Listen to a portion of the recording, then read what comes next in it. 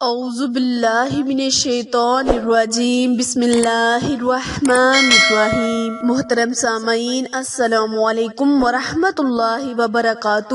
امید ہے آپ سب خیر و عافیت سے ہوں گے اور دعا گو ہوں کہ رب کریم ہمیشہ آپ کو صحت و تندرستی والی، ہزاروں خوشیوں والی، رحمتوں والی، برکتوں والی زندگی گزارنے کی توفیق عطا فرمائے۔ میرے پیارے بہن بھائیوں، آج میں آپ کے ساتھ رمضان المبارک کی 29ویں شب کا بہت ہی خاص اور پاورفل وظیفہ عمل شیئر کروں گی۔ اگر آپ اس وظیفے کو جمعرات کے دن یعنی رمضان المبارک کی آخری جمعرات اور 29ویں شب کے دن اس وظیفے کو کریں گے تو اللہ کریم آپ پر بہت زیادہ مہربان ہوگا، آپ کی تمام تنگ دستیوں کو دور کرے گا، آپ کی تمام حاجتوں کو پورا کرے گا۔ پیارے بہن بھائیوں، یہ وظیفہ خصوصاً اللہ کریم سے مخلوق کا نامحتاج ہونے کا خاص عمل ہے۔ آپ نے ان نوافلوں کو جن کا آج میں ذکر کرنے جا رہی ہوں 29ویں شب کو پڑھ کر اللہ کریم کے حضور سجدہ ریز ہو کر دعا مانگنی ہے، اللہ سے التجا کرنی ہے کہ رمضان المبارک کے بابرکت مہینے کے صدقے جو کہ ہم سے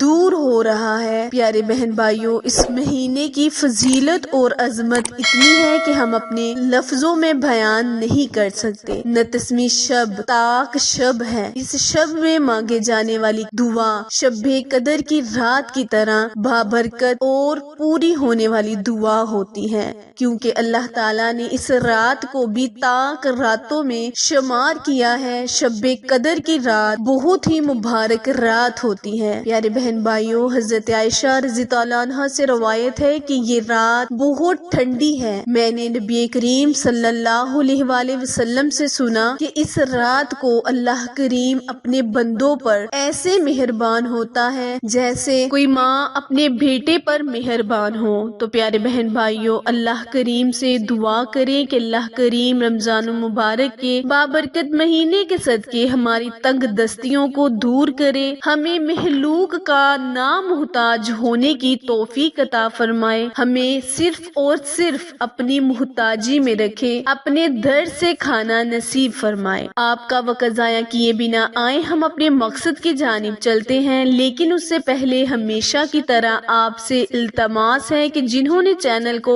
سبسکرائب نہیں کیا وہ جلدی سے میرے چینل کو سبسکرائب کریں اور ساتھ موجود گھنٹی کے بٹن کو دبائیں تاکہ آل نوٹیفیکیشن سب سے پہلے آپ تک بر وقت آسانی سے پہنچتی رہے۔ جزاک اللہ۔ پیارے بہن بھائیوں، کرنا آپ نے یہ ہے کہ آپ نے 2 رکعت نماز نوافل حاجت کے ادا کرنے ہیں، جس میں آپ نے مخلوق کا نامحتاج ہونے کی نیت کرنی ہے، اللہ تعالیٰ سے دعا کرتے ہوئے ان نوافلوں کو شروع کرنا ہے، اور نوافل کے اندر آپ نے سورہ فاتحہ کے بعد 3 مرتبہ سورہ اخلاص اور 1 مرتبہ سورہ قدر پڑھنی ہے۔ نوافل ادا کرنے کے بعد 100 مرتبہ فَبِأَيِّ آلَاءِ رَبِّكُمَا تُكَذِّبَانِ کا ورد کرنا ہے۔ پھر اپنے اللہ سے اپنے لفظوں میں التجا کرنی ہے کہ یا اللہ، ہمیں مخلوق کی محتاجی سے بچانا، ہمیں تنگ دستیوں سے بچانا، ہماری تمام دعاؤں کو قبول کرنا،